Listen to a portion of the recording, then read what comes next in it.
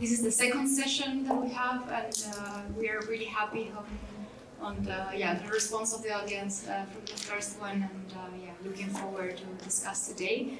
Also really happy of having you, Carson and Matthew, here today. Yeah, so to give a bit more background for those of you who weren't here at the last session, the topic of this year's Sessions on Territory really began with us noting certain patterns of language that surround climate change that rely on this vocabulary of urgency. So the words crisis and emergency come up over and over again in the press, and we can see how they have been taken by corporations, organizations, and governments all alike as a way to shift the burden of environmental harm away from systems of extraction and pollution onto an individual who's now responsible for recycling more, consuming less, and otherwise managing the consequences of their own behavior through this sense of collective action. And this discourse has come to induce certain physiological effects, amongst which climate anxiety stands as one of the most prevalent, which brings us here today. The term climate anxiety has been diagnosed as conditions of muscle tension, quickened breathing, and high heart rates that are all attributed to the fear of impending environmental disaster. So caught between this discourse of crisis and the looming threat of environmental catastrophe, we all have been forced to think critically and reflect on our own positions in the middle of the political and material dimensions of this ongoing process of climate change. While our focus will remain on the ways that the built environment and landscape have mediated climate and its discourses, we will look beyond architecture to diverse perspectives, emphasizing that the problems of climate change are fundamentally interdisciplinary. Throughout this semester, we are looking to scholars and creatives who have addressed similar concerns throughout their own work. In the first session last week, we began this series with the atmospheric chemist Thomas Peter, who helped situate us in contemporary debates of climate change and the possibilities of climate intervention. And in 3 weeks, we will hold our next session with Alexander Gische, a theater director from Schauspiel House. He will explore a line of his work that has forced him to reconcile the desire for hope with the limitations of the Anthropocene. Together with dancer and choreographer Tanya Saban, they will discuss the potential for embodied practice to be a source of action. The sessions will conclude in May with 3 additional presentations that interrogate climate anxiety and the discourses of crisis from historical perspectives. Today, we have Carson Chen and Matthew Wagstaffe from the Emilio Ambas Institute from the Joint Study of the Built and Natural Environment at the Museum of Modern Art in New York, who will walk us through Emerging Ecologies, the first major museum exhibition to survey the relationship between architecture and environmental movement in the United States, and how the origins of the work featured in the show came from a set of ecological anxieties present in the 60s and the 70s. Following their presentation, we will invite them to join us in conversation with Lydia Xynogala, to discuss the responsibilities and difficulties of building an institute dedicated to environmental topics and what it means to present those to a public audience. So for a bit of a more formal introduction to our speakers today, we have Carson Chen, who's the director of the Emilio Ambas Institute for the Joint Study of the Built and Natural Environment and curator in the Department of Architecture and Design at MoMA. He develops and leads the Institute's manifold research initiatives through a range of programming, including exhibitions like we'll hear about today, public lectures, discussions, and fellowships. In 2012, Carson co-curated the 4th Marrakesh Biennale, and in the following year, he served as the executive curator of the Biennial of the Americas in Denver. Much of his curatorial work explores the disciplinary boundaries of architecture. In 2004, he co-curated Program, the Initiative for Art and Architecture Collaborations, a project space and residency program in Berlin. Carson regularly contributes to several publications, including art papers, frieze, blog, text zur Kunst, and O32C, where he was formerly editor-at-large.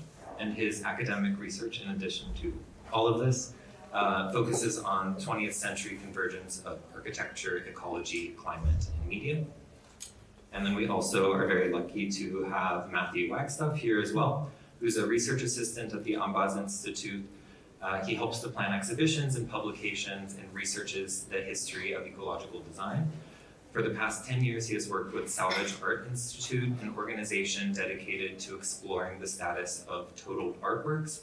He studied previously at the Yale School of Architecture, where he investigated the relationship between catastrophe modeling and the built environment. So thank you to both of you for being here with us today.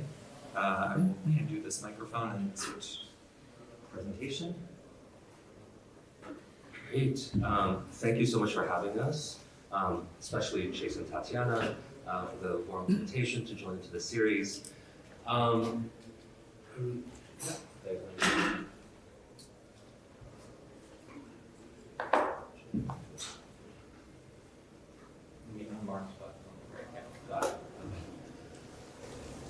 Yeah, and so as Tatiana said, today we'll be talking about our first exhibition at the Ambas Institute, Emerging Ecology. So I won't be talking about the Ambas Institute itself. We can discuss it later on in our Q&A session. And Emerging Ecologies looks at the moment earlier than the climate anxiety that you guys have been talking about. Many of the protagonists in the exhibition didn't use the word climate, and certainly not in relationship to anxiety in the way that we're talking about now.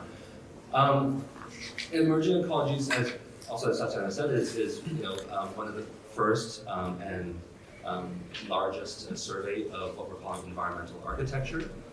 And so we start the story in the 1930s with Frank Lloyd Wright. You can see Falling Water sort of there.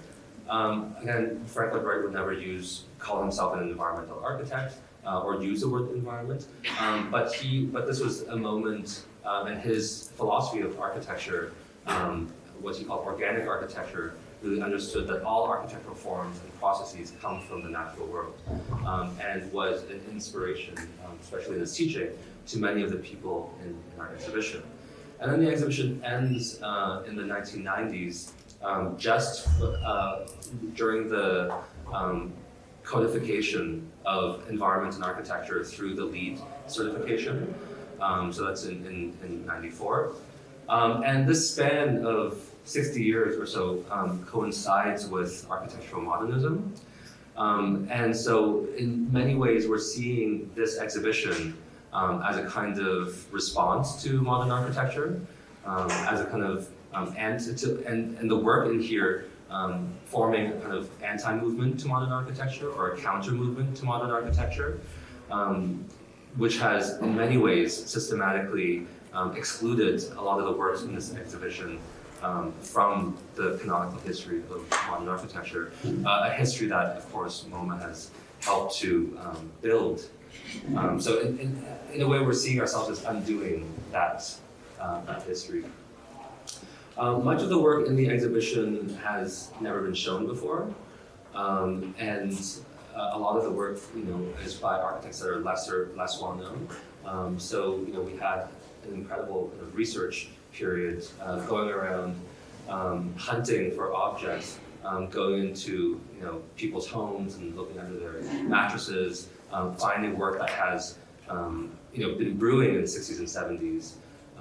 And then now, really excited that we have the chance to bring it to everyone's attention again. So I'd like to start with this project. So this is documentation from the so-called Orm Dam protest. And there was a plan that came into that was supposed to be enacted in the 80s, in the early 80s, and the plan was to build a dam just east of Phoenix, Arizona, and the dam would have helped with the water management of Phoenix. It would have helped prevent flooding, It would have helped with the irrigation of the farmland around it. It also would have flooded 2/3 of the Yavapai Nation's land. So you see from the map on the left, that's the flooding of precisely the exact area of the Yavapai Indians. And so they protested. They went to the State House, they spoke on the radio, they went on television, they spoke to newspapers, and they eventually got the dam removed, or canceled, let's say. And so I like to start with this project because it shows that by preventing a structure from being built can be as architectural as building something. Preventing something from being built is as much architecture, can change the built environment as building something. And it's also a project that highlights the kind of indigenous primacy of all conversations we have about environment and architecture in the US. Something that we want to do at the Anbas Institute is, in a way, to redefine what we mean by architecture when we talk about architecture. And by and large, when we teach architecture, when we talk about architecture, we talk about buildings. So architecture as object. And so that's one way to see it, but it's we're arguing a quite narrow way to define architecture. Architecture, we like to see it as a process. So everything from resource extraction to the labor connected to that extraction, to the social, political, economic, racial context of buildings, to the afterlife of buildings. What happens when we're done with them? Do we dismantle them for parts and reuse them? Do we demolish them and put it in a landfill? That entire process is architecture, and the building is just one moment of that process. And so, projects like this, like the Orm Dam protest, helps us redefine architecture. And can a protest movement be also an architectural making movement? So this is our, as I said, the exhibition is focused on how architecture in the US responded to the rise of environmentalism in the 60s and 70s. Even though we start in the 30s and end in the 90s, the focus of the exhibition is 60s and 70s. And so this is material from the, let's say, the prehistory of that moment, that introductory section of our exhibition. And one thing that we like to do, let's see the slides, and so we're trying to do a few things in the exhibition in which to describe this anti-movement to modern architecture that I talked about earlier. And we're calling this anti-movement environmental architecture. And to do this, we are trying to discover unknown projects, but also to re-narrate known projects through their environmental and ecological dimension. So this, of course, is Buckminster Fuller's Dymaxion House from the mid-40s. And it's oftentimes talked about in terms of it's a post-war, easily kind of deployable, prefabricated housing solution. Buckminster Fuller wanted the entire suburbs to look like these circular buildings. But less well known is that he also intended them to be climatically responsive. So this drawing, also in Lowen's collection on the right, shows the kind of interest in the air circulation and how the building can keep itself warm in the wintertime, and how it could cool down with this vent on top to allow warm air to escape. There's also a gray water catchment system for water recycling. And so by re-narrating known objects through its environmental dimensions, we in fact include it in our fledgling movement of environmental architecture. Something else that we try to do in the exhibition is to highlight and give voice to practices that are less well known, and this includes a lot of women. So on the top left photograph, you see Eleanor Raymond on the right, and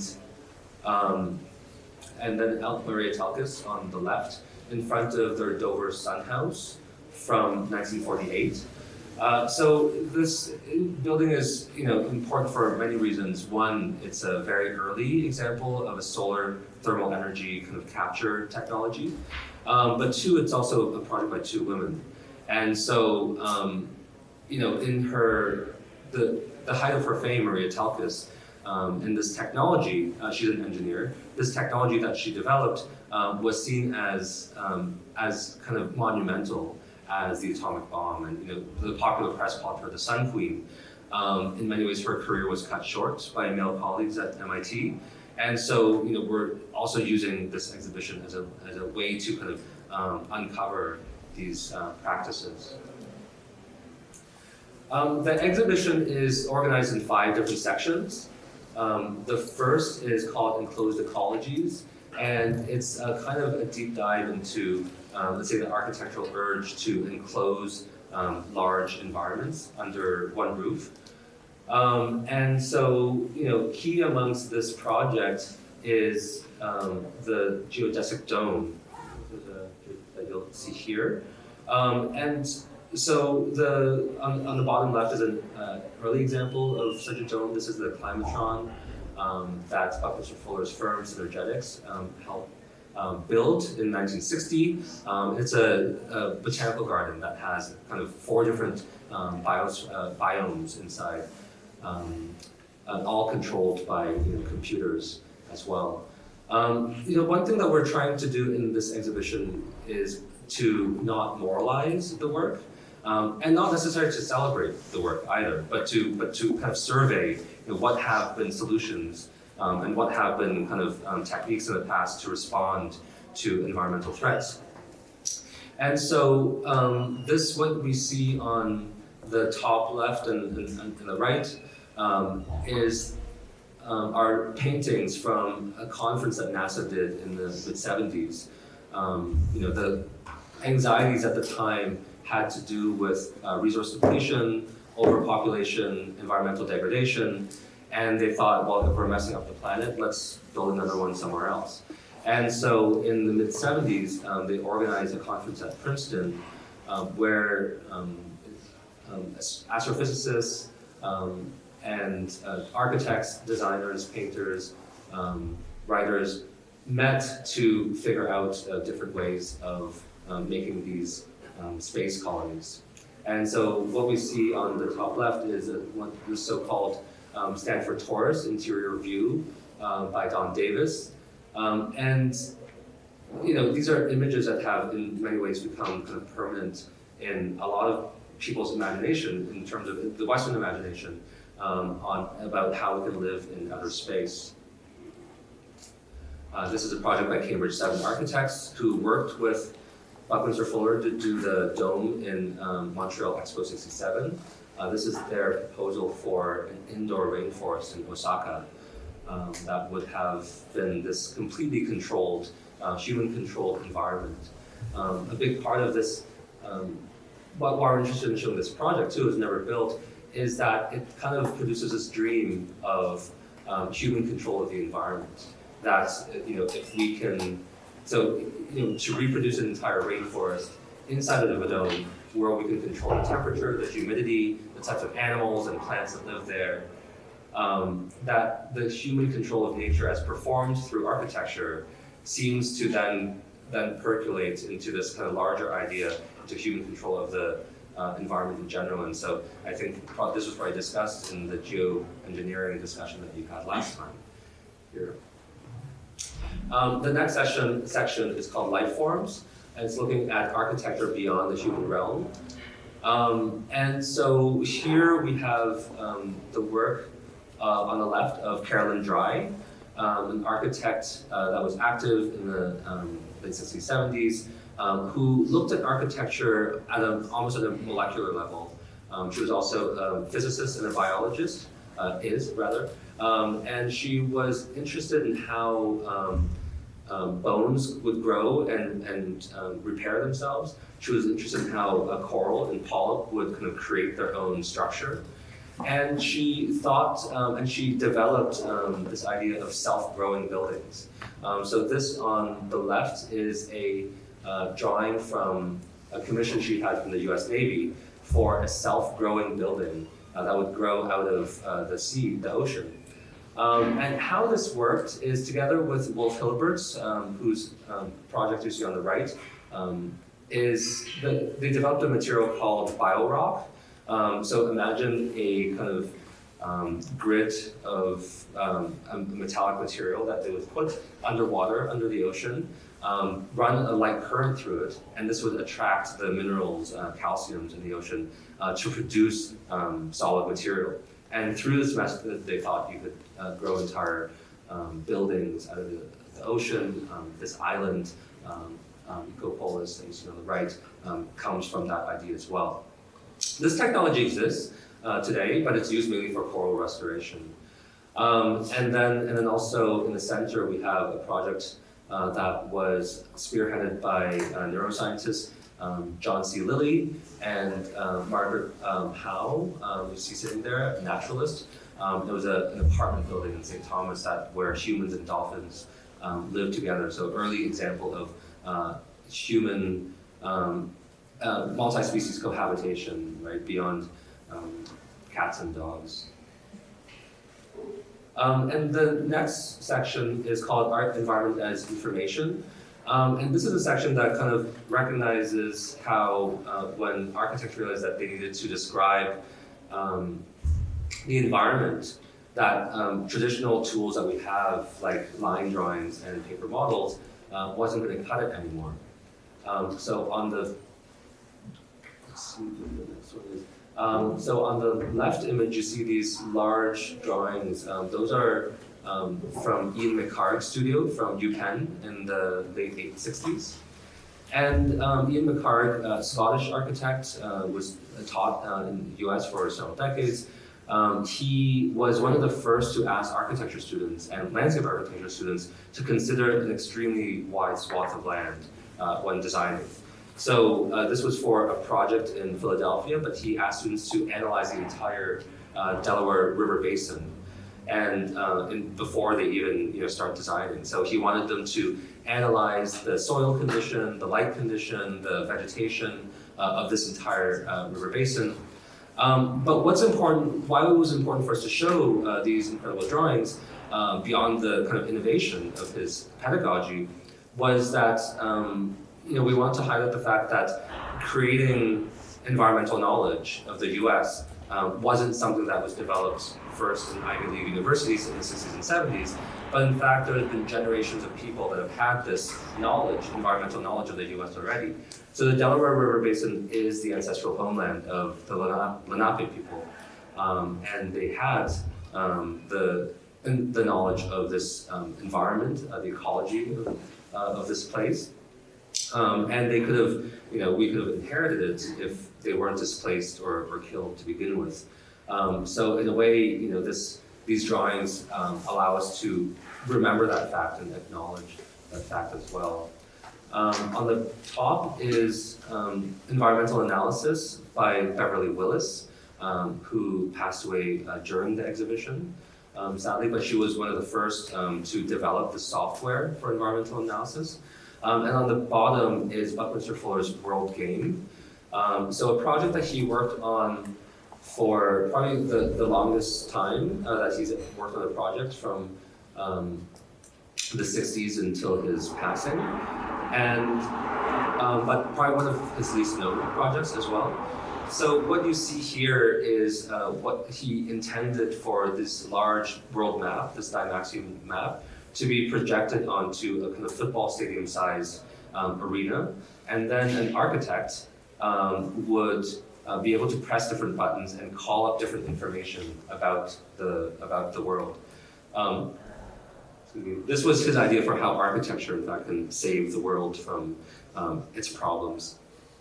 And so, if we wanted to know the movement of iron ore, you can press a button, and then it would show you the movement of iron ore in the world. If you wanted to know the literacy rate and how that compared from one place to another, you press another button, and it would show you that way. And I think correct me if I'm wrong, Matthew, but it was going to be operated through a system of light bulbs that would light up the map. So it was not digital, but of course this kind of technology we kind of have. If you want to know where your Amazon package is, you can try to figure out exactly where it is en route to you.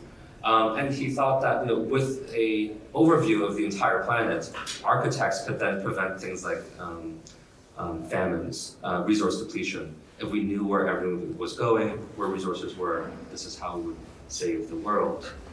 And so, this at the center of the exhibition, we have documentation from the Warren County protests. And it's interesting to see in connection to the Buckminster Fuller's World Game, where to understand Fuller, you have to abstract the idea of environment, the idea of agency, of many things, right? Of political borders even. But when environmental issues, how they touch the ground in reality, especially in the US, one realizes that environmental issues aren't evenly spread throughout the country. And for the longest time, the government, the EPA, regulated where toxic chemicals were going to be dumped. And more often than not, it was dumped in black neighborhoods and brown neighborhoods. And so in the early 80s, when it was known that more PCBs were going to be dumped in Afton, North Carolina, the community protested, and they joined forces with the civil rights movement. There's Joseph Lowery in the center, who worked with Martin Luther King Jr., marching with everyone. And they protested to stop the dumping of the PCBs. It didn't work, unlike the Orm Dam protests, and the government continued to dump PCBs in this neighborhood. But that only galvanized them to kind of really form the environmental justice movement, which has then since been able to change a lot of regulations, change zoning laws, laws about where you can dump things. And so in that way, the birth from this protest movement are all these regulations that have changed drastically the built environment. And so for that reason, we include this in the architecture exhibition. And then the second to last section is called critical experiments. We're looking at architects that are, let's say, largely skeptical of popular culture and mass culture, and in fact, think, would in many ways blame, the status quo of doing things as the cause of our environmental problems. And so the architects here, which include Anna Halprin and Lawrence Halprin, try to find new ways to be creative, new ways to create architecture, new ways to design. And they thought, let's start from the very beginning. How can we redesign even the ways to be to create architecture? So on the bottom left, you see the so-called eco score for Sea Ranch, which some of you might know is a development north of San Francisco in California. But before they did anything, they did this score, this spiral drawing, and you can read it like a musical score, right? So this is an interpretation of a land that you can then somehow even perform, or parts of it you can think about imaginatively how you can perform on it. And on the top, you see so there's students and kind of people that signed up, other colleagues of theirs performing different activities on the site to gain a more intimate relationship to the site before they even design anything. This is from a workshop by Phyllis Kirkby, who was active in the 70s, and together with other colleagues, she organized something called the Women's Environmental Fantasy Workshop. And this is a large roll of paper. So they would go to different places in the US, travel around the US, and roll out a large roll of paper and invite women to draw out their fantasy environments. And in doing so, recognize the fact that then, as in now, almost 100% of the built environment is built by men. And so by simply asking women, giving women the opportunity to design and to determine what their environment was, they were given that kind of agency, would be able to, not to say that women design differently than men, but it was about this kind of empowerment exercise. And so, what's interesting to highlight here is that the word environment was defined in so many different ways in the exhibition, but also in the span of time that we're looking at from the 30s to the 90s. And so if, let's say, NASA defined environment through kind of environmental ecological anxiety, and Buckminster Fuller through a kind of techno-determinism, we can say Phyllis Berkby defined environment through gender and through feminism. And then the last section of the exhibition before I hand it off to Matthew is a section called Green Poetics.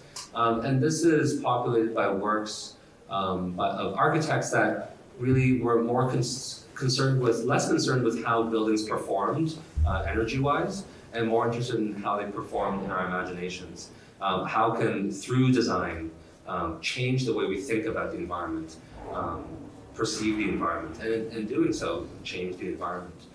So on the left is, of course, work by Emilio Ambas, who is not only the funder of our institute, but also one of the leading voices of green architecture in the 90s.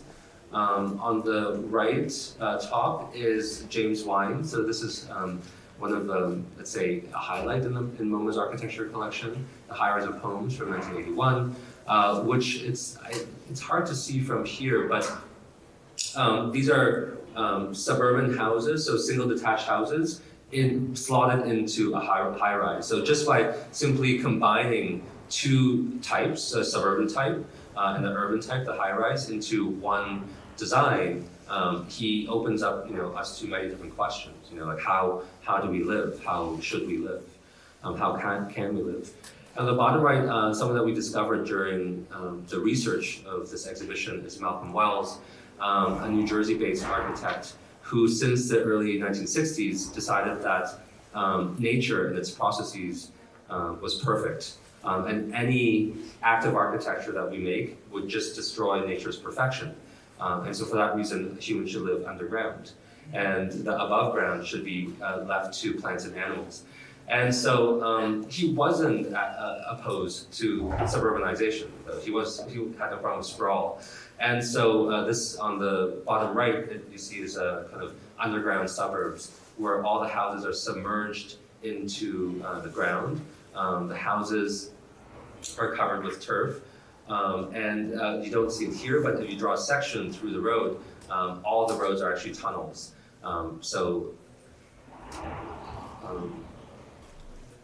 Yeah, I'll give it to Al. So I just briefly wanted to sort of look through these works through the lens of climate anxiety, or in this case, just environmental anxiety more generally. Though there was beginning to be an understanding of anthropogenic climate change, not until, say, James Hansen's testimony in '88 was there sort of widespread understanding or sort of widespread political attention to this issue. So the majority of the works in the exhibition precede the understanding of climate change, human-caused climate change. But that's not to say that these architects weren't animated by planetary scale anxieties. I think looking at them sort of has a lot to speak to the way architects approach climate anxieties today. But the architects, particularly in the immediate post-war period, that sort of prehistory period Carson was talking about, were kind of loath to admit that they had anxiety. This is a drawing that's in the show by the old guys from their Design with Climate book. And as you can see, the intention is to produce this sort of unanxious, very comfortable figure.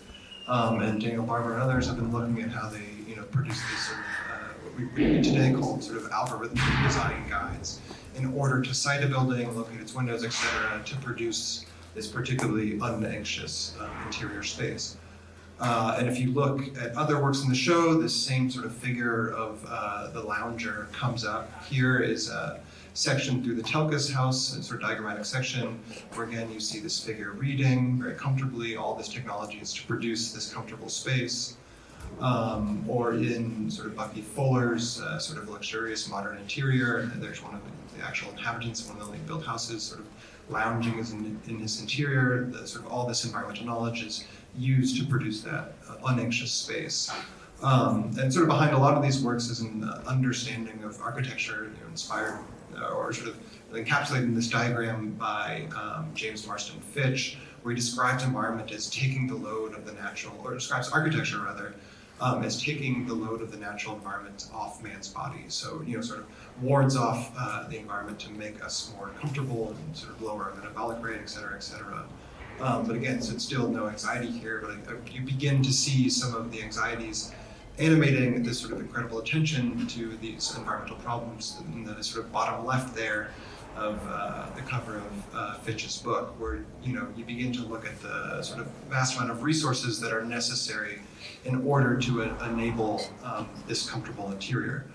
And the scholar Etienne Benson has sort of looked into the sort of World War I and World War II resource councils as sort of an originary moment of ecological thinking, where sort of, not only in the States, but in Russia and elsewhere, councils would sort of track what they called critical resource materials, everything from tungsten to copper to food that were necessary for the war effort, this sort of planetary scale effort. And so I think if you look at a drawing like this from around this time, the sort of mapping, the sort of Sankey diagram mapping oil throughout the entire world, or something like M. King Hubbard's sort of fears of oil scarcity in the future, these are the kinds of resource anxieties that would be animating. And here's Benson's contention that this is sort of, you can see the sort of fade that he does in his writing. But these would be the sort of anxieties that would be animating sort of this vast algorithmic output there, or that would lead to, as Carson alluded to, popular science declaring that the sun furnace may be a more important invention than the atomic bomb in relation to these sort of fears of oil scarcity that, that shortly we overcame via the United States overseas exploits.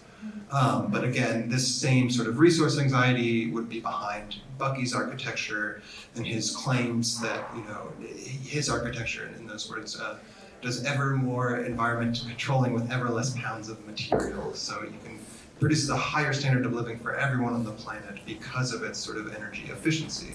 The oil scarcity need never come. And so, sort of the American suburbs, if they were enacted in this architecture, sort of could continue into perpetuity. No need to worry about sort of the resource conflicts that lead to war.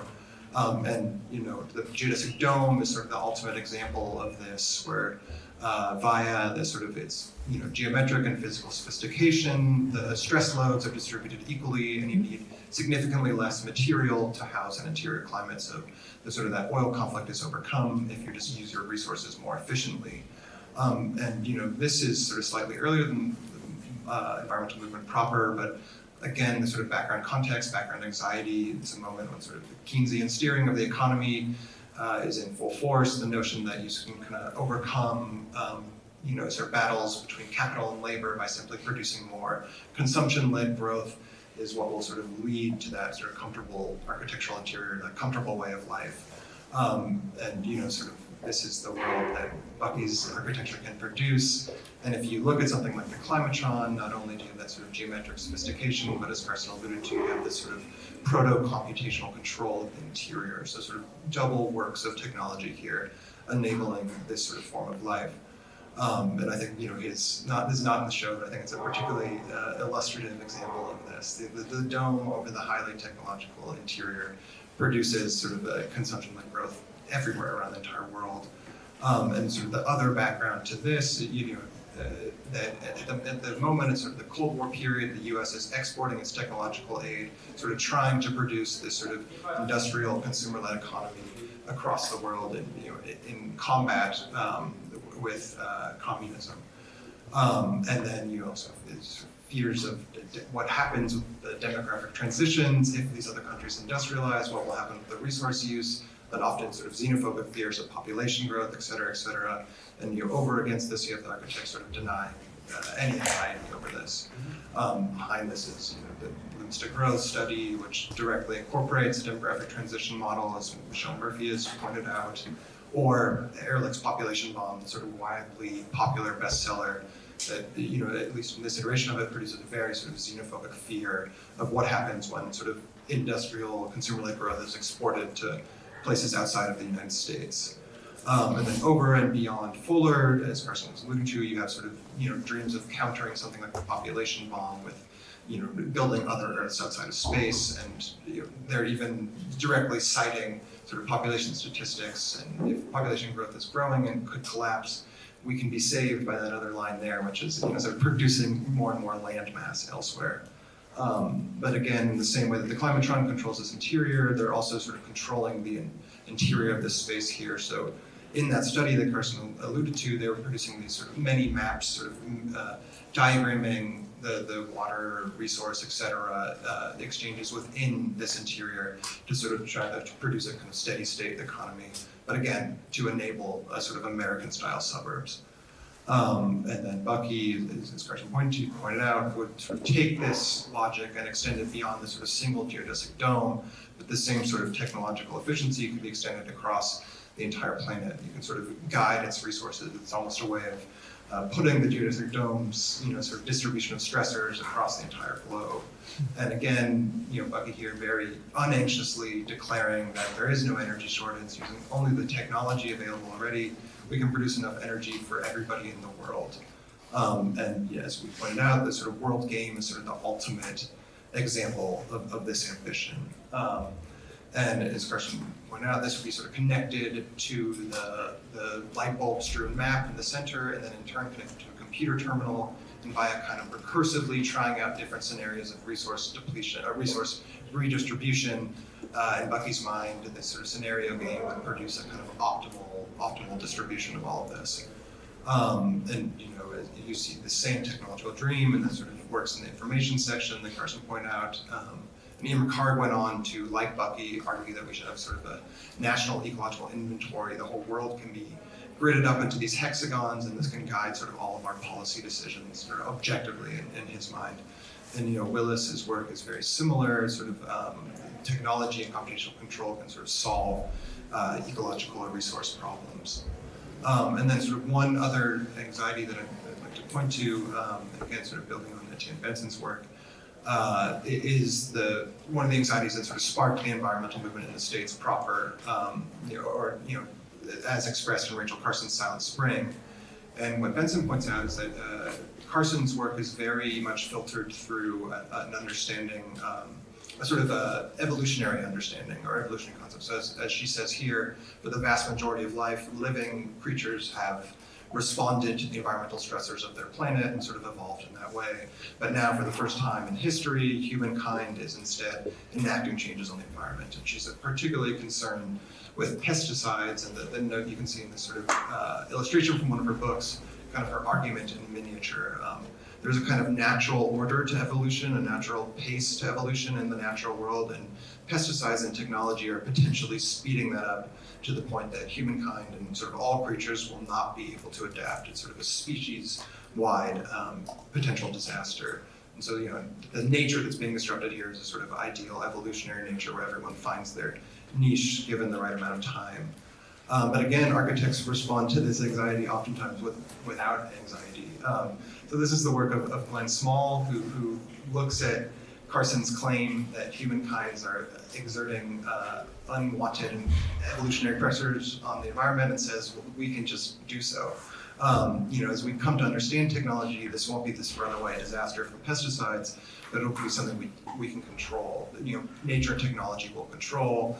Its buildings respond to their environment and grow. And these evolutionary ideas are sort of circle through many of the architects in the show. So Eugene Sway, for example, calls his architecture evolutionary architecture.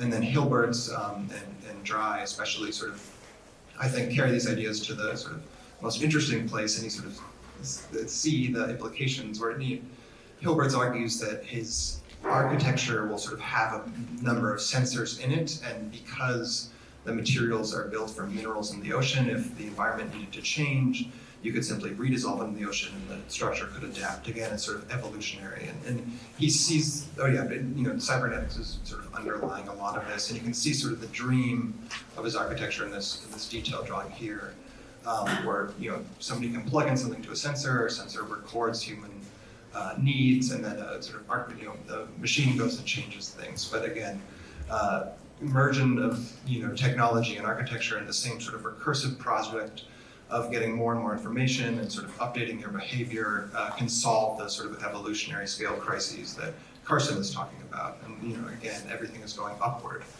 sort of lack of anxiety. And so putting these together, I think that is sort of what many of these architects are positing, and the reason they're not being anxious, so they're claiming that sort of technology, again, to go forward, can sort of solve all of these problems. I think one thing that is clear, especially from looking at the works that Carson was speaking of, is that these architects are all also putting technology above politics, many of the political issues I talked about, and I think especially above any sense of history. Everything is sort of future-oriented, this sort of immediately adaptive process that is always looking forward.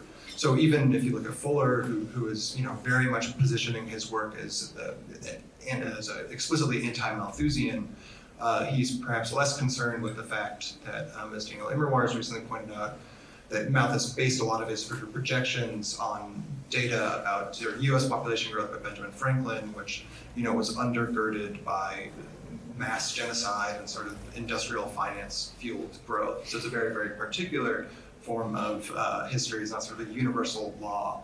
But Fuller doesn't grapple with this. There's no sort of talk of, say, reparations or land back in his work, and which is one reason why we sort of position these two works together in the gallery. One thing that we're trying to do is sort of show these sort of technophilic projects, or sort of denying anxiety or denying politics, that we're always in conflict. And in this one, the Orm Dam project, it's, as Carson was saying, it's a very much an on-the-ground act of massive scale resource redistribution, of sort of damming this this confluence of these two rivers that they were opposing to. So you have sort of the top-down view, sort of techno-determinist view, and then sort of the reality of politics on the ground, where they sort of recreated the Trail of Tears march to the Capitol in their protests, so explicitly invoking that history that Fuller's sort of forward-looking glance denies.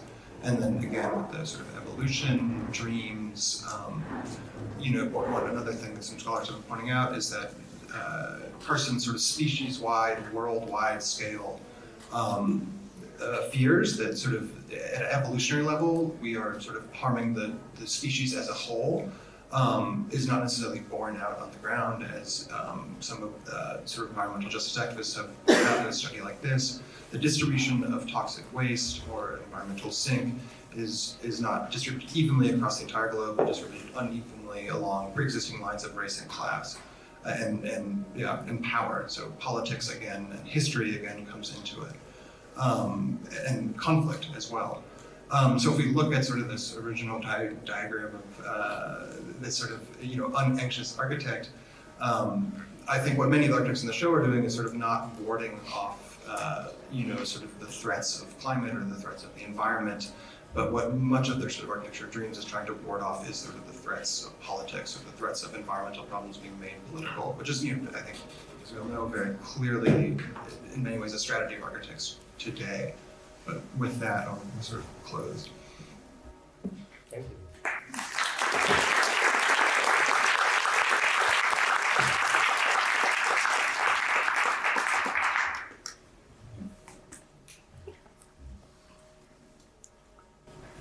So thank you very much both for the presentation. We're following now the discussion with Lydia, who will respond. Lydia Xynogala is architect and doctoral fellow at the Goethe Institute at Zurich, where she writes on the construction of a culture of care centered around natural resources in the 19th and 20th century Greece. Previously, she taught at the Columbia GSP, the Cooper Union, City College New York, and the Rensselaer Polytechnic Institute. Her architecture practice has been supported by fellowships from the New York Foundation for the Arts, the Onassis Foundation, and with the Greek Architecture Award.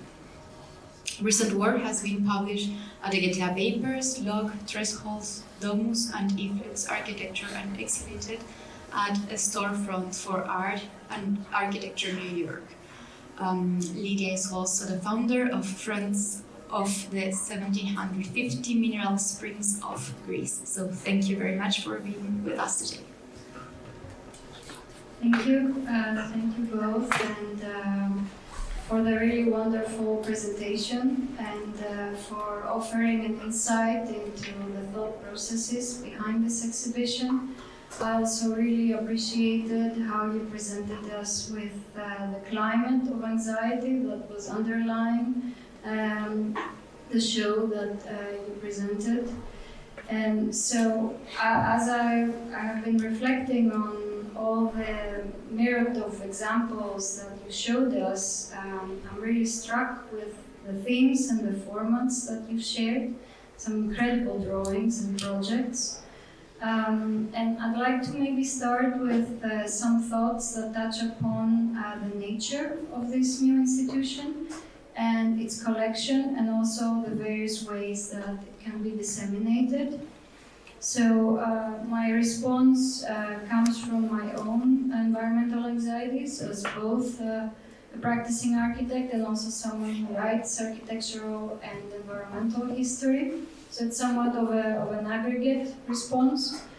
And the title of your talk already situates us in the era before climate change, a new geologic era for which we now have many names: Anthropocene, Thulocene, Capitalocene, and many, many others.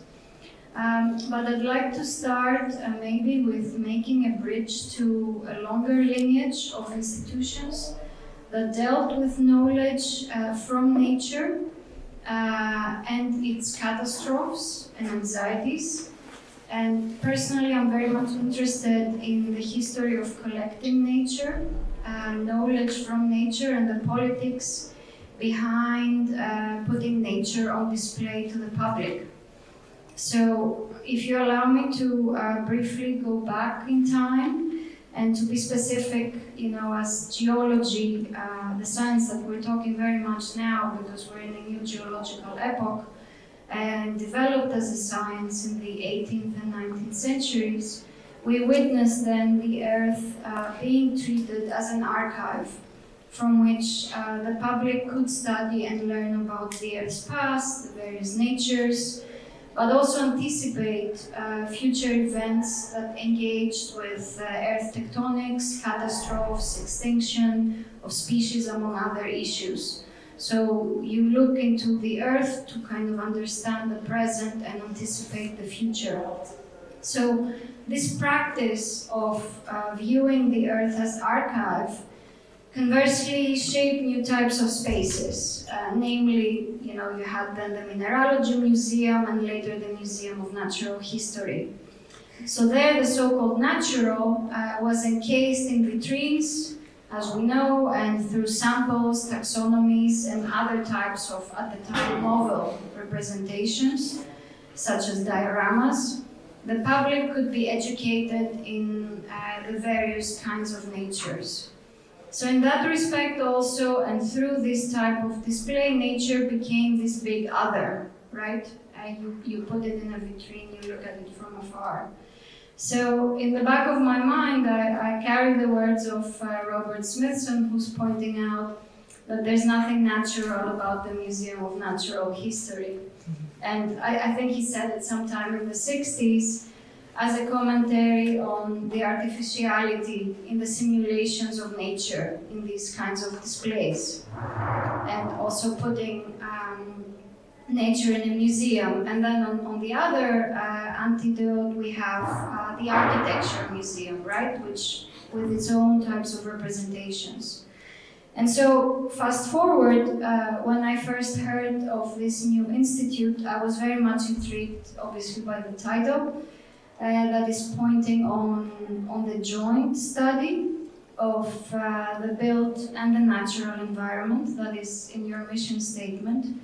And so I wondered what form this might take, both as a physical space, but also as a collection and as a set of programming. And no more great divides, argues Bruno Latour, so I wonder if you could speak more about that, the kind of no divide, and how that, given that the Institute is part of a larger museum with its own history and with a very given space in Midtown New York, what are the challenges for you as curators and researchers, but also what are the opportunities in shaping perhaps visual representational approaches to the topics that you engage with? And also how this departs from architectural exhibitions that we know, where we see models and drawings. And I mean, already you showed some incredible examples, like from Beverly Willis, or the fantasy drawings with the workshops, that go beyond some of the representational methods that we're more familiar with. And then is there a desire and is there a possibility to graft new viewing experiences for the public? And I also couldn't help but think there's a really intense physicality of some of the artifacts that you showed, like the bio rock. I wondered how that looked, and or the project with the corals that you spoke about. So, and so this is one question, and my next question, hearing your presentation, and also and reading the brief that you gave us, and your reference to Rachel Carson. And her book embodies environmental anxieties of the time that are very much centered around chemistry, right? Whether it is from pesticides or from radioactive waste, there's kind of like this buildup of chemicals, but also this spill, right? They go everywhere, from the bodies to the birds to the soil. So there's this kind of sense of this anxiety of things being completely uncontrolled. And her critique is that there is this control of nature through chemistry, right? That this is what the pesticides were for. And your focus is on technology, which is also another means of controlling nature. So I'd be very curious also how this decision came to be, and also how it may relate to similar movements in other geographies, or if it's very different to environmental anxieties of the time.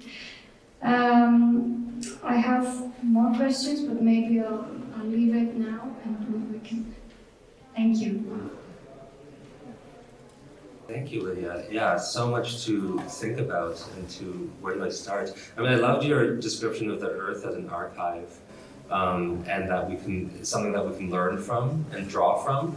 And it kind of, that process also kind of gives us the kind of two-sided coin of learning from the Earth. We can learn from the Earth extractively, and with the intent of controlling nature. So if we learn about it enough, we can then control it. So this is, spaceship Earth is, the way that Mr. Fuller would call it. We need to write our own manual for it. So we learn about it, and then we can control it, and then we can steer it. The other way, of course, is kind of suggested by the indigenous method. That it's not about, we learn from the Earth in order to be part of it. And so this is kind of, when you said that, it just kind of made me think of this bifurcation of the methods in the exhibition. And in many ways, everyone kind of lies somewhere between, or kind of this pole, these two poles. But asking about the Ambas Institute, it's been 3 years, just under 3 years, since the Institute was founded. Firstly, I think the name is interesting because the joint study of the built and natural environment supposes that there's a difference between the built and natural environment, or the built environment is unnatural.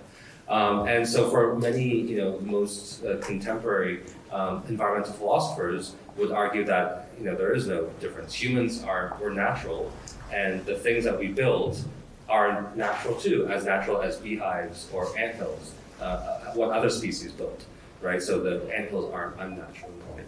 And so I think the name and analyzing the name kind of highlights the fact that we're an institute within a museum, a place for public education.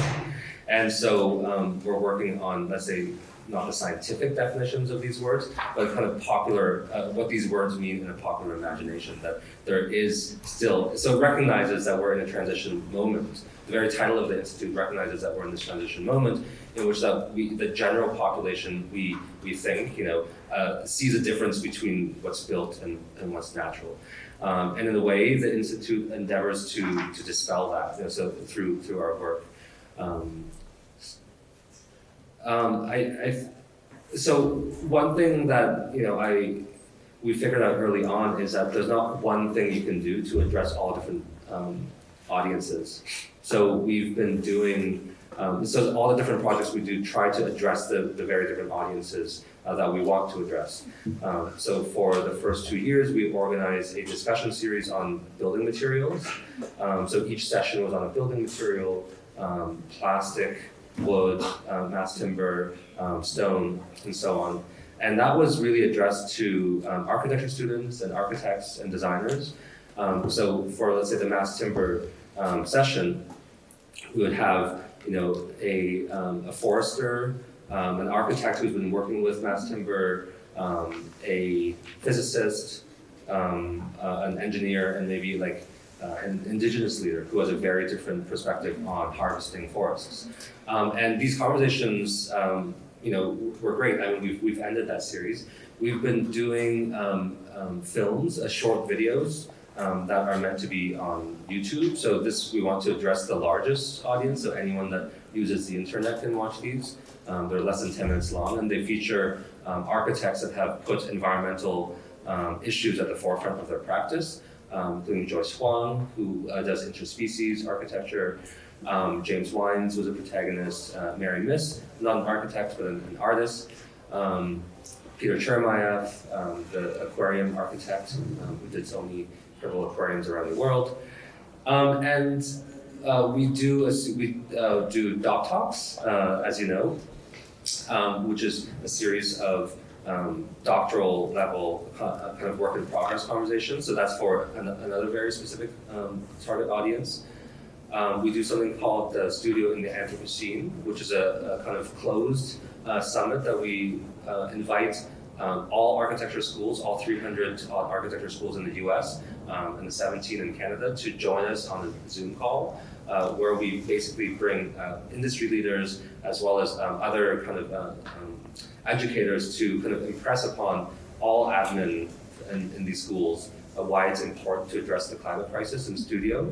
And so for the next episode, or the next session of this, we're having kind of principals from SOM, from Foster and Partners, who are basically saying that from now on, they're only going to be hiring people with environmental literacy. And so kind of in a way to like scare the schools into really pushing environmental discourse in the studios. And hopefully after a few years, we're all going to be on the same page. And then, at some point we realized that if we're going to be discussing the climate crisis, it's really the 6-year-olds we should be targeting our research to, rather than the 60-year-olds. So the next generation that will be making policies. So we've been changing, in fact, transforming a lot of the works, and some of the works in the exhibition, into activities for K through 12 children. And that has been working with our learning and engagement department. We've dispersed that to more than 5,000 schools in the New York area. And the kids have been doing these activities. And so we're planning an exhibition of the work that the children have done in response to this work, including the Phyllis Berkeley kind of experiments. We've been doing kind of lectures and kind of activities for teachers. So instead of targeting each child, then you work with teachers who can do that on a much larger level. But then to address let's say the not 6-year-olds and the older generation, we've also been doing conferences. So we did a large conference in Iceland, in Reykjavik, together with the Iceland School of the Arts, the University of the Arts. And it was a kind of a way to continue our thinking through emerging ecologies, which was focused on the US.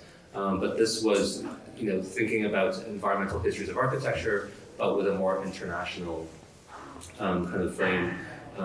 And so we had more than 70 speakers, more than 200 people came.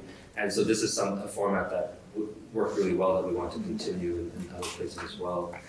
And finally, before I pass it on to Matthew, your question of representation is really interesting. And I mean, previously I've written about how, in fact, drawings and models is not the way to represent architecture. But so this show is kind of an anomaly in that way, but to represent the history of something that happened, these works are there for that. in a way, I would say this isn't an architecture exhibition, but an exhibition of architecture history, let's say. You know, it would be, architecture exhibitions are exhibitions of representations, right? So when you go to an art exhibition, you see the actual art. When you go to an architecture exhibition, you see representations of architecture, whether that be drawings or models or whatever. And you know, in our conversations, we realize that in many ways the exhibition might not even be the best format to communicate architectural ideas. You know, think about now when a lot of practices rely on computer drawings or you know, so files. You know, so how do we respond to that? We've been trying to develop an idea about architecture without buildings. And so in looking at practices that make architecture without buildings, think of the famous L'Arc en Vassal plaza in Bordeaux, in which they were given this commission to remake this square. And their proposal was simply to repaint the bench and to put fertilizer on the trees, you know, and that would improve the plaza already. After their study of the square, they realized that people loved it. You didn't need to do anything to it, and so that was their proposal, right? So we wanted to find a way to research and to study all of these proposals, projects that architects have done without building. How do you exhibit that, right? So if the initial concept is about this refusal, you know, how do we as people that are making exhibitions, how can we mirror that refusal? No, precisely. This is why I also asked this question, because you said right from the beginning that you want to expand the public's understanding of what architecture is, and it goes beyond the building. And I think similarly, what an architectural exhibition is can go beyond what we typically anticipate to find in an architectural exhibition, right? Absolutely. So I guess I was playing with what you also stated. Absolutely. Yeah. No, but I think, you know, and these are things that we're absolutely conscious of and want to do. But given that we do have MoMA at our disposal, you know, making exhibitions is going to be part of something that we want to do. But thinking about how do we, you know, in our upcoming thinking, can we think about environment and architecture in media outside of architecture? So now we're collaborating with the film department to make an exhibition through, you know, other means. But yeah.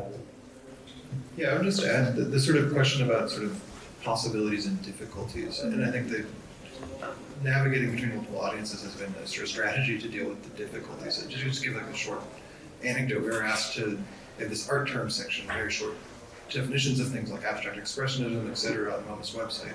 We were asked to define building over the course of writing it. This sort of, you know, what we'd all say today, or how you quoted before, there is no divide, or you know, and we had that in the sort of original definitions. You know, some argue, given the fact of climate change or the existence of microplastics in all parts of the globe, that there is no divide between the built and the natural environment. But that did not make it through the editorial process. So, I mean, which is, you know, a small point, but the museum is a sort of big, slow-moving institution, and one is not oftentimes able to sort of get one's message across. But in terms of possibilities, yeah, I mean, I think they're obviously sort of like a large audience, but there is the possibility of almost sort of slowly changing the museum's culture. Like for many years, or Carson's in the process, and Thomas Institute is in the process of looking towards establishing a MoMA farm, or possibly, and you know, that's a very, very sort of long-term process on a storage site we have elsewhere. But if one does that, the sort of possibilities for sort of dividing that line, or breaking that line through potential exhibition or collection processes is manifold. And then an institution like MoMA, sort of collecting an ecological process, is a living artwork, exhibiting a living artwork. Then again, just a very short anecdote, in MoMA's collection is this video game Dwarf Fortress, and I was just reading that the game is continually being updated by the creators, and so in MoMA's sort of collection agreement, I think we sort of re-updated perpetually as long as the creators are living, which is a very, very different attitude towards an artwork. And towards caring for something than, say, having a painting and keeping it in a pristine condition, and sort of the possibility of sort of using some institutional requirements like that, but to sort of turn them elsewhere to begin to sort of break down that divide through the processes the museum already has to engage in is, I think, really, exciting. And then just briefly touch on your question about sort of the focus on technology. I think at a certain point we had to sort of narrow the exhibition, and the U.S. lens became required just to sort of make it manageable. But also, I think because in defining sort of mainstream environmentalism, the United States was very significant, and many of its sort of concerns and its subject position or history was defined those terms. So this notion of it's a media post-war period where U.S. is this sort of economic behemoth, and sort of they're sort of they're sharing technology with the entire world and has this sort of faith in itself, was very central as we discovered doing the research towards even the emergence of the extreme anxieties like Rachel Carson's at times. I mean, she's obviously reacting to that, but sort of the answer of many of these architects to her concerns was something like technology getting out of control, the man-made chemicals, human-made chemicals spilling out everywhere.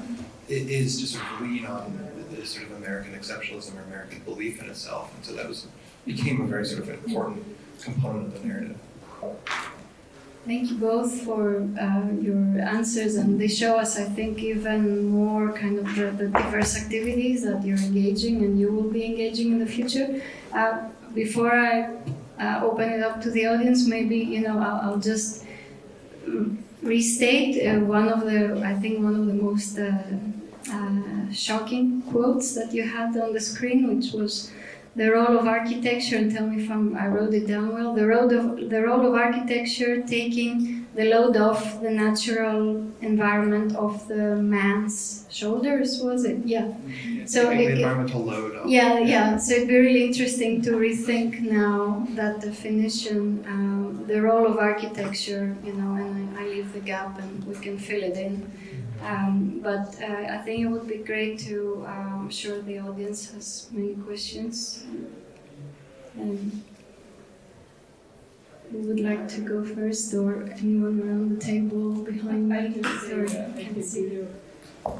can tell an anecdote while we collect the questions, because the mentioned project by Wagstaffe in Bordeaux was the first work in the repair show that was on the list, and we actually showed it, and I can tell you how. So there is no documentation, and we had to approach Anne Lacaton and Jean-Philippe to ask if they have anything in the office.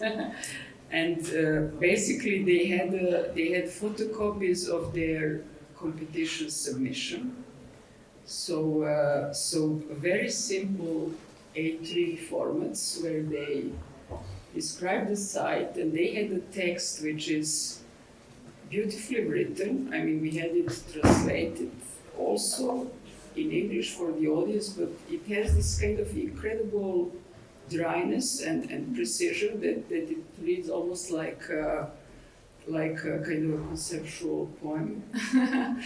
And then they had a series of photographs of the site, which are just done with a normal camera, and they were glued on the paper. And what survives today is only this photocopy, which we then scan. So, but then how did we exhibit it? Because the ethos was, of course, not to use new materials, not to produce any waste through architecture. So we used existing frames that we found in the Academy of the Arts in Berlin had frames.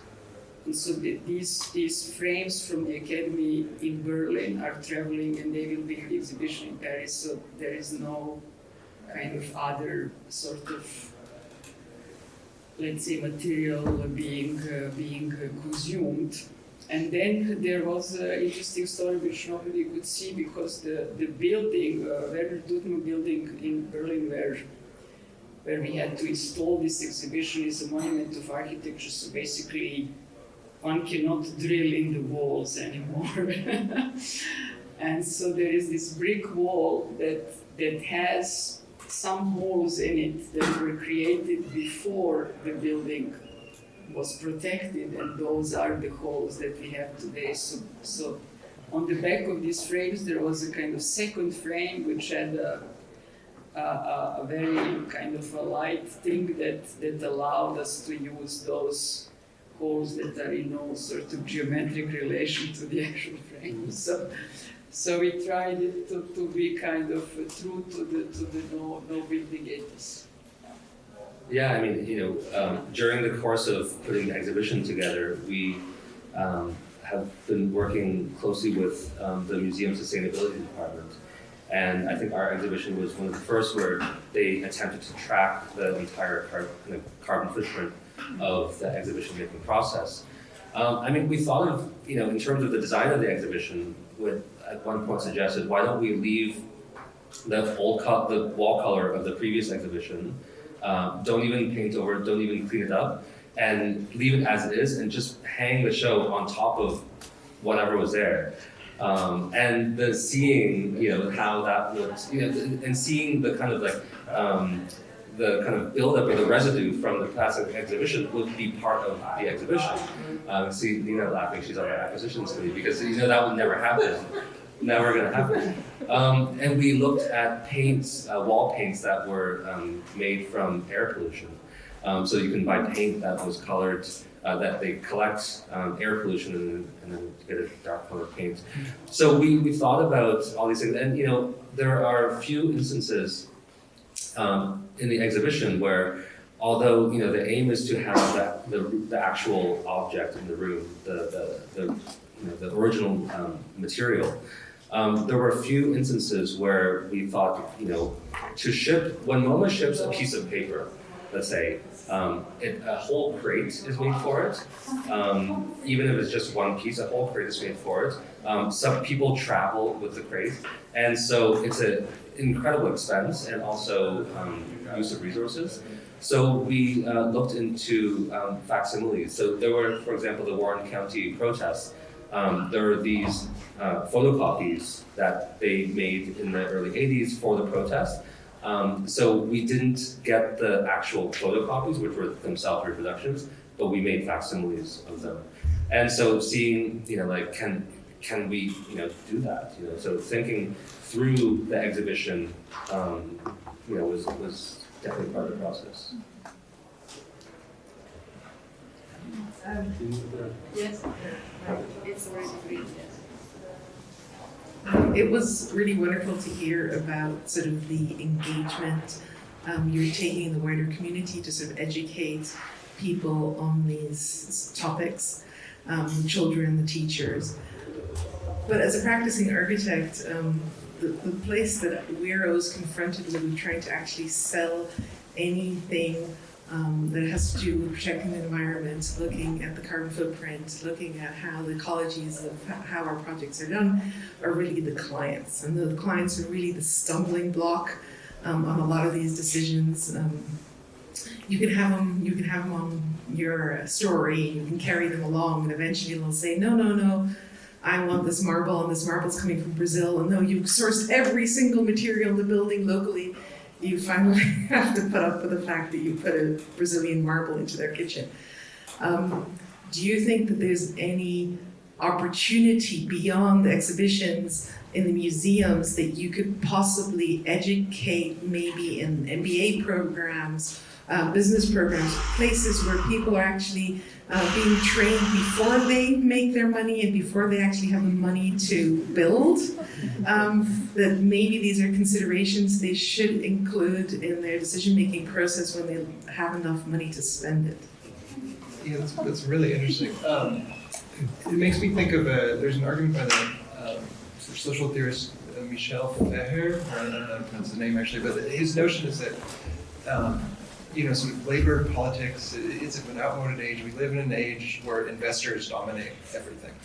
And so in order to combat the power of the investor, and if you are sort of the ethical person fighting for labor, fighting for the environment, what have you, obviously sort of the normal functioning of investment capitalism is not going to change something. But something that does have power, that those who want to change things should look to model themselves on, is a rating agency.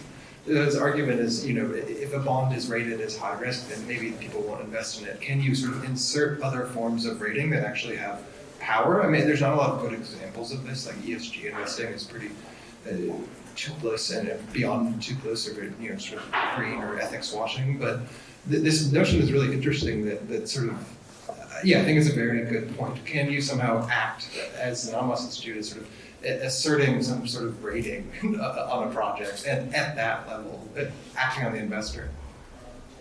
Yeah, I mean, one thing, so this is Emerging Ecologies is a historical exhibition, but we aim to work with the contemporary architects as well. And partially, I think, I was trying to think of different ways to answer your question, because as an institute within a museum, we don't write policy, and we also design the buildings too. But we can, change the conversation and change the culture in which the conversation is had, even if that might not be immediate. So one thing that I've been thinking about is how do we get people to want buildings to be sustainable, let's say. And by and large, in the last 20 years, in the early phase of sustainable architecture, let's say, buildings that were sustainable just looked like normal buildings, but they cost twice as much. So who would want that? So is there a way that architects can produce an aesthetics of sustainability that when people, even if they pay more, they can show it off, And so the relationship between investors, money, and sustainability, I think, needs to be looked at through aesthetics. One possible way, people, architecture, buildings, let's say, requires money, and that requires a proximity to power. And so people, if they're going to spend money, like to show that they spent the money. So I think creating an aesthetics of environmentalism could be, one way to think about it. But this question of educating investors, I think, goes back to the work that we were doing with children. So one thing that we're looking into is making children's videos and also children's books.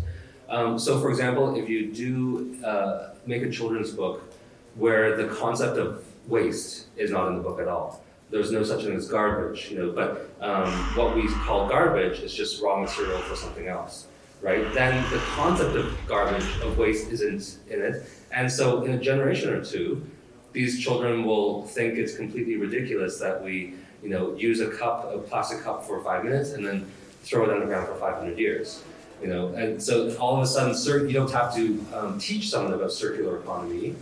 The concept would become naturalized within their context of seeing the world. And so again, it's not an immediate fix, but the hope is through the various different work that we do, we can hope to incrementally even change the conversation. Yeah, I just had one thing that struck me is, we do have a platform, and there are lots of debates about investing going on in environmental circles. So much conversation now is happening about the discounting equation, or the fact that the future is sort of valued less than the present. And in order to measure an investment, you look at its future income streams, but given you essentially reverse the rate of interest and you discount the future always. So it's very, very difficult to make something in the future equal to the present, which is one reason why nobody's interested in investing in green anything in architecture or elsewhere.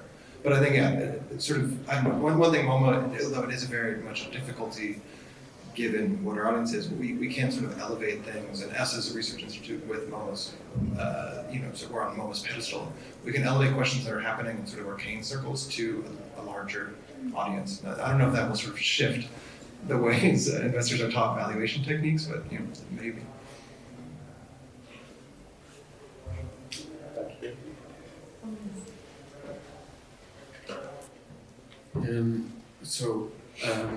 When I read Buckminster Fuller's operation manual for Spaceship Earth for the first time, I think I was 20, and it's not long ago, but I don't know, actually he has a lot of fantasy and it's a nice read, but at the end of it, actually, I was kind of depressed almost. It was like written in the 60s. Now it's 60 years later, and it's the same questions and the same like main, like the depletion of resources of the earth, all this. And I read it, and it seemed as it was almost written today. So I was wondering if with your, are you also trying to produce certain kind of knowledge, or I don't know, spreading hope in a certain sense? If it's really about this like climate anxiety, that's my question. Yeah, I guess I haven't thought about spreading hope, but maybe that's a good idea.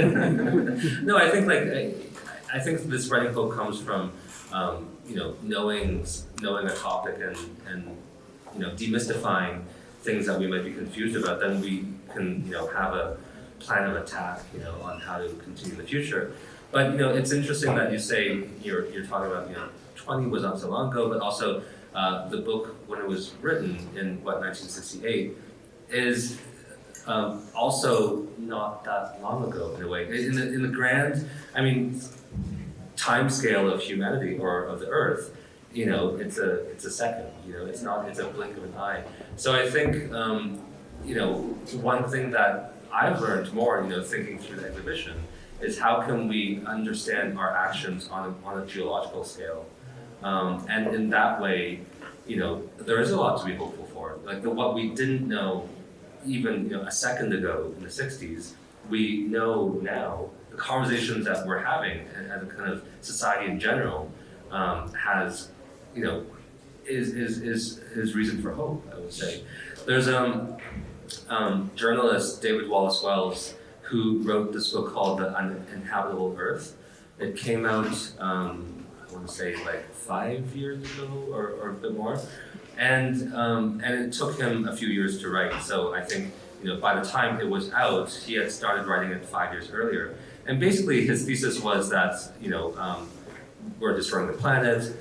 Since Al Gore's Uninhabitable Truth till now, we've doubled the amount of CO2 in the atmosphere. So, if advocacy does work, then clearly it's not working fast enough. But by the time he finished writing it, he said he already has a different kind of perception on his kind of pessimism from in the book. And that was only 5 years' time. He was like, since he's written the book, he's seen the changes in policy and conversations and in technology that has happened. And now 5 years after, now it's like 10 years, he thinks, we're still going to suffer. The climate has changed, and people are already suffering. But he's optimistic, so I don't know.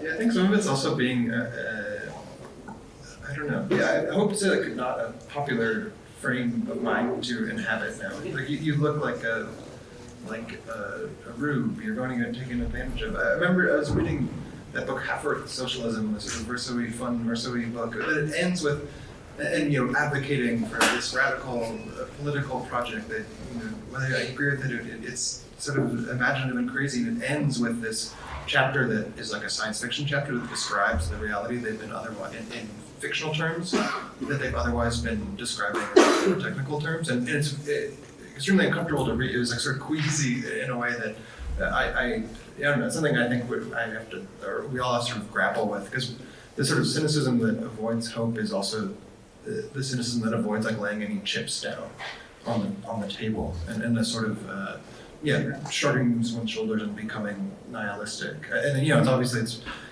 blending realism with the risk of embarrassing yourself with hope, but I think it's worth embarrassing oneself. I did finish that chapter. Perhaps can I ask? You wanna go?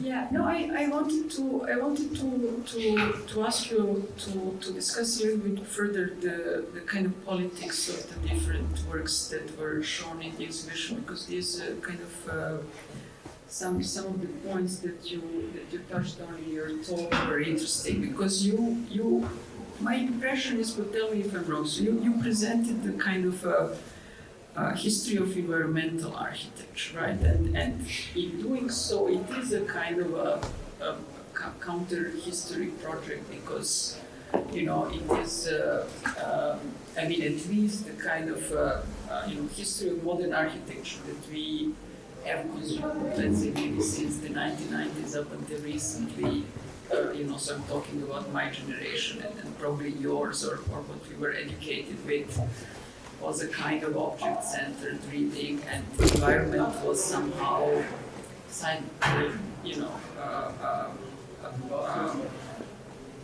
marginalized. I mean, in that type of interpretation. Of course, we all knew that, you know, Wagstaffe was there, and you know, this, of course, you know, it's clear, but it was also a kind of narrative that perhaps downplayed the role of figures like Wagstaffe. But now, when you present it, right, and if I look at it, right, I see a kind of a very wide political spectrum. You know, I see people who are, as you say, technophilic, you know, perhaps techno fixers in a way, right? So in a way, like this kind of biosphere domes, and so, you know, we can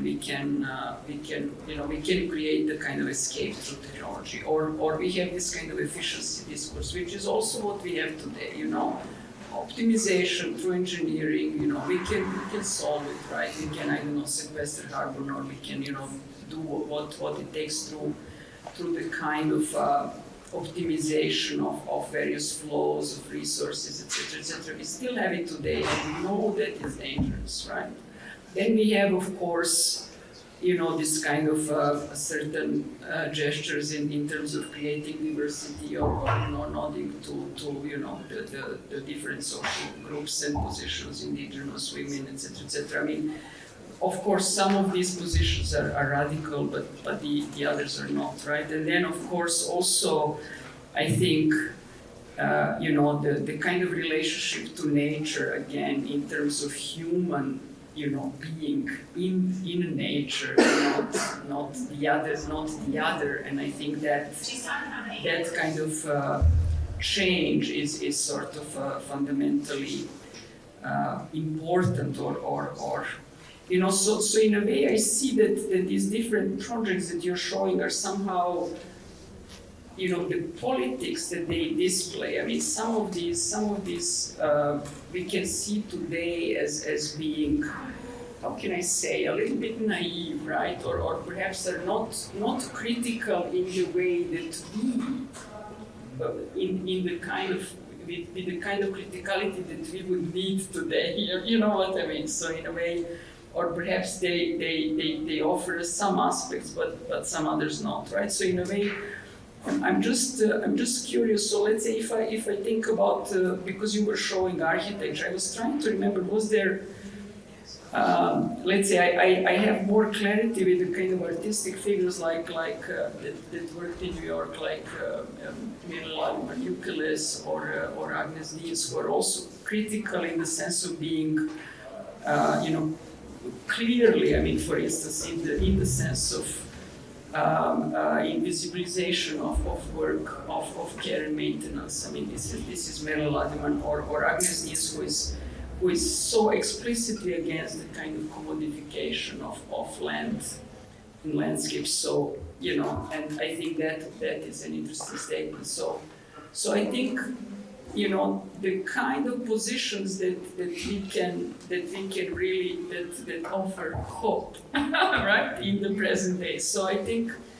you know, like how would you perhaps maybe, you know, looking back at all these works that are exhibited, I mean, which ones for you like somehow truly shine, you know, for us today, let's say.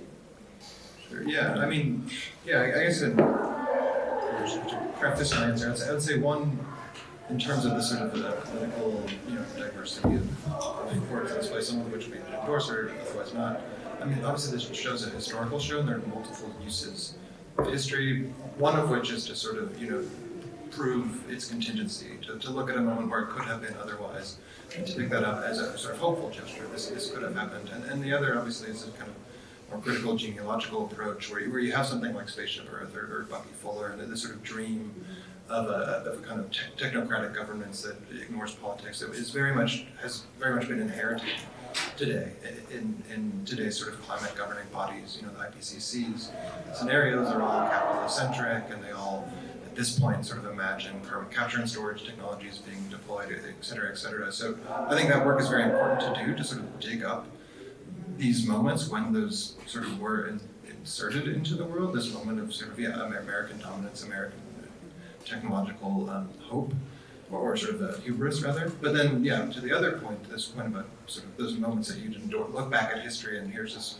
moment of contingency where we could have wished something else had happened. I mean, it is difficult architectural examples. I think one reason why the sort of protests are in the show, and one reason we're sort of putting them is architecture. I mean, Carson spoke about how we exhibited the flyers for producing the protest, which was a protest that was engaged in sort of stopping a project. And so it's a very different form of architectural drawing. It's not a planned section elevation that's meant to be executed, but it's sort of a drawing or a paper technology that garnered an action that was attempting to impact built space, but the action it garnered was not investment in the building we're building, but the producing of a social movement that was very much oriented towards environmental questions. And so it's something like that, to me, is a sort of an example we could look towards that I think has sort of, in some ways, is being resuscitated more and more today. But looking even at the sort of closeness of technologically speaking of how they produce that movement is worthwhile to exhibit in the same way you'd exhibit plans. And I think your question also points to one of the challenges of making an exhibition about this topic, especially at MoMA. So as Matthew said, there are so many different positions in the exhibition, many of which we don't personally endorse. But the idea of the survey is that here's the good, bad, and the ugly all together, and let's take a look and let's assess it together, let's critique it together, let's be inspired by them together. And so, but the challenge is that the mode of viewership, especially at MoMA, is that it's seen as a place where we exhibit things that we want to celebrate, right? So you don't make a painting show of things that you might not like, So in that mode, it's challenging to make an exhibition in which critique is also a part of it. And I think for some people, they're like, oh, wait, so you like this? It's like, that's not why. We're showing it because we want to engage all of us in a conversation about historical methods, things that people have tried in the past. So I think it truly is a kind of challenge. How do you switch a mode of viewership, and then is exhibition the format? So we made a book, which we don't call a catalog, but we call a field guide, and all the projects are shown in their alphabetical order. So it's not even thematic in the way that the show is. And the idea is that we're saying that these are works of a kind of a thought and a kind of movement in formation, and that we don't have the answers of, or we're not describing, or we're not kind of, let's say, trying to be authoritative in saying this is what environmental architecture is, but we're saying these are some of the things within that field. So I think so in a way I see the book as maybe operating in a way that is much more easily kind of understandable as this is not objects in which we're endorsing, but objects in which we're we want to propose that we study together.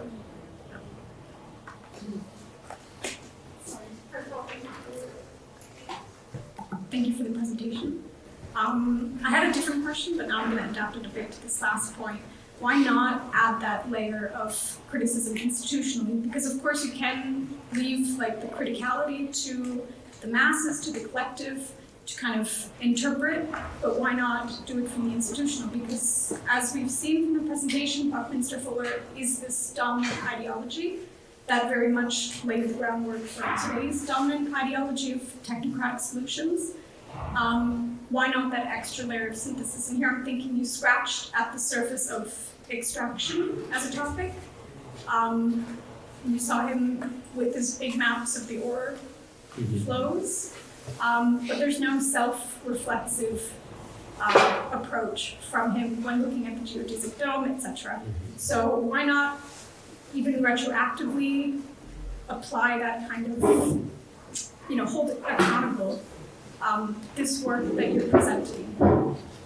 Yeah, no, absolutely. And I think, that's why I think there's, when I was saying the challenge is not us doing that, but the challenge is like how to get the viewers to see it. So this is, the critique is written in the wall labels, and so if one read them, then you would get it. For example, what I said about, looking at indigenous culture in the U.S. and saying that, in fact, look at these drawings, but this isn't where the birth of environmental knowledge in this land came from. This we should remember actually. These other stories, but yeah. So people read the labels to the degree that they do, and then the book also kind of expounds on the retroactive kind of understanding of these works and how we can understand them contextually today. But that's the challenge. The challenge is the way that people see exhibitions, especially at MoMA, as celebrations of works rather than having that critique in there.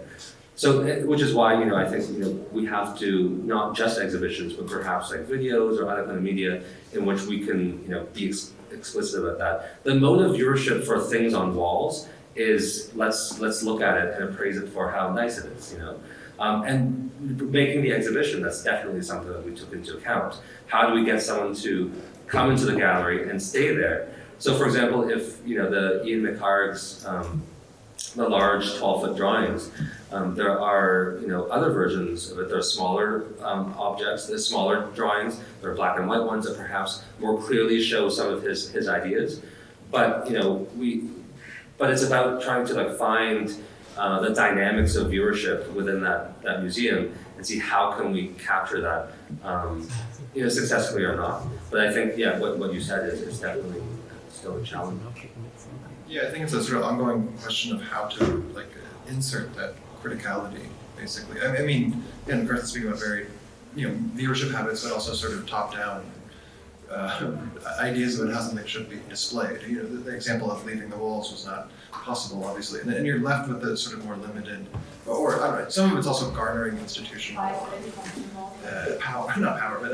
institutional backing. Basically, this is the first exhibition, and you can do more later. But I mean, one of the things that is available always, even in the sort of most traditional MoMA-style exhibition, is a simple juxtaposition.